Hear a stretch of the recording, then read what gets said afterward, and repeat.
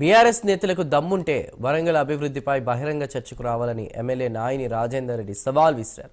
Hanumakonda arts కాలేజీలో MLA Nayini Rajender Reddy ఆధ్వర్యంలో ప్రజాపాలన సమరాలు నిర్వహించారు. కాంగ్రెస్ ఏడాది పాలన పూర్తయిన సందర్భంగా వరంగల్ పశ్చిమలోని కాంగ్రెస్ కార్పొరేటర్లు, డివిజన్ అధ్యక్షులను ఎమ్మెల్యే నాయిని, ఎంపీ కడియం కావ్య సన్మానించారు. ఏడాది కాలంలో నియోజకవర్గంలో సాధించిన ప్రగతిపై రూపొందించిన డాక్యుమెంటరీని విడుదల చేశారు.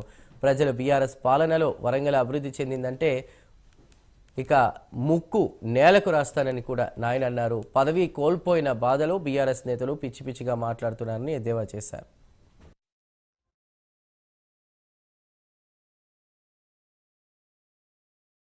గతంలో 10 ఏళ్ల కక్షపూరితంగా పెట్టిన కేసులని సీఎం గారి దగ్గర వీటిని తొలగించాలని చెప్పి కూడా మేము అందరూ రికమెండ్ చేయడానికి అందరికి కూడా విజ్ఞప్తి చేస్తున్నాం, సహకరించాలని. ఎందుకంటే వాటి వలన పార్టీ కోసం జెండా పట్టుకొని తిరిగిన వాళ్ళు చాలా మంది నష్టపోతున్నారు. ఇవాళ నాకు ఎలక్షన్స్ అప్పుడు కష్టకాలంలో ఎంతో మంది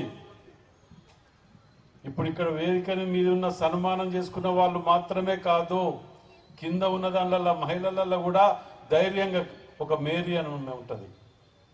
చాలా కుటుంబం చాలా పూర్ కుటుంబం, ఒడ్డపల్లిలు ఉంటుంది.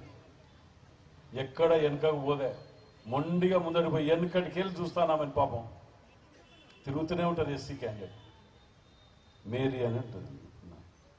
అంటే ఇట్లాంటి వాళ్ళు ఎంతో మంది, చాలా మంది పేర్లు, ఒక పేరు చెప్పాలంటే మహిళలల్లా నేను పాదయాత్ర చేసినప్పుడు సగం మంది నా ఎంబటి ఈ మహిళలే ఉండేది ఎక్కువ శాతం.